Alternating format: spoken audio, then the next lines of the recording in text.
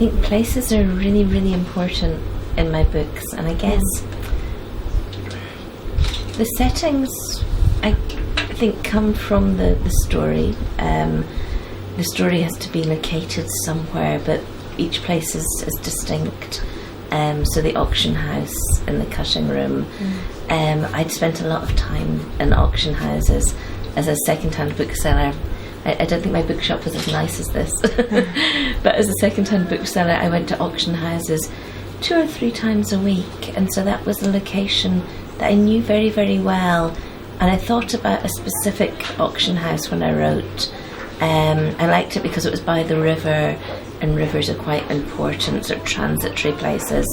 But I guess always when we're looking at places within the book, we experience them through the character and his or her, their thoughts and viewpoints and obsessions feed very much into that. But I have written about London. I wrote about London and Tamburlaine Must Die, 16th century London. So there's a little bit of time travel going on there, and I guess every city or every place that I write about, I try physically to go there. So I couldn't time travel, but I could walk the streets and try and look with the kind of eyes that would show me the city underneath. And I think you can probably do that in Montpellier as well. You can see the old city, even in parts that maybe have new buildings on them. I've written about Berlin a couple of times. I've got a new book that will come out in August in the UK and will come out in France as well. And that's set again in Berlin. And again, I went back to Berlin and went to the locations that I thought about in the book. And just, I guess it's important to experience it viscerally. So not just to have the photograph in your mind, but to think about how it feels, what the air is like there, and what kind of things are people wearing, even what is the graffiti like.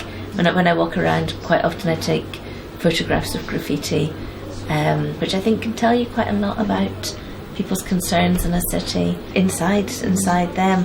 And I guess that's the other transference that you do. You begin to look at the world through their eyes. So if because we all see the world differently, each of us has a distinct viewpoint. So I'm interested in what people wear. In the book that I've just finished is about a woman who's pregnant. She's about to have a baby, and so she begins to notice other things. She watches the way children run about, and it just the world is slightly different from her because of what's about to happen. The hesitation, the idea that we don't quite know what is around the corner. And I tend not to write supernatural fiction. It's very located in this world. There's but I guess using some of those conventions that one might use in a horror film.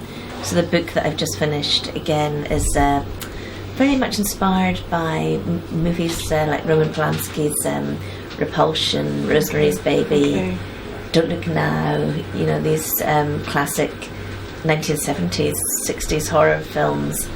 And Naming the Bones, I think again there's a going back to literary conventions and thinking a lot about romantic heroes. So the idea of the poet who dies very young, who's very beautiful, who somehow has an altered state, drink or drugs or something.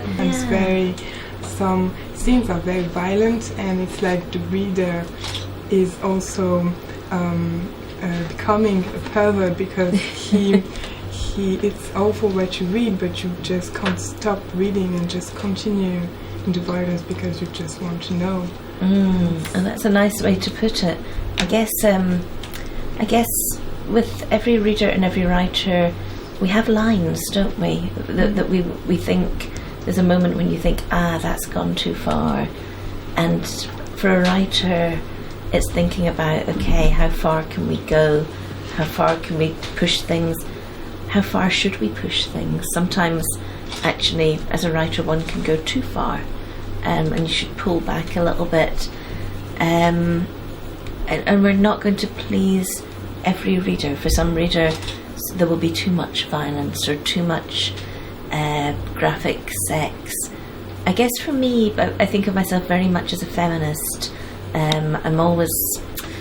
So I guess somebody that does engage with the crime genre, the thriller genre, often I feel that images of the naked, dead female body is used quite lightly, used for the bullet trick, which is about cabaret and about dancers, and there's a lot of kind of sexuality, sex in there. How much of that is replicating what I'm trying to discuss? And it's difficult. It's a difficult task to know. Life is for getting on with, Dr. Watson. It's for looking back on too. True enough, but if you're wise, you choose your memories. I don't plan to think on this again now that I've told you. She smiled. You're my sin eater, come to take it away. Mrs. Dunn lifted a padded envelope from the hall table. This came for you. Murray turned it over and read Professor James's address on the back. Thanks. It's a book of poetry someone thought I might enjoy.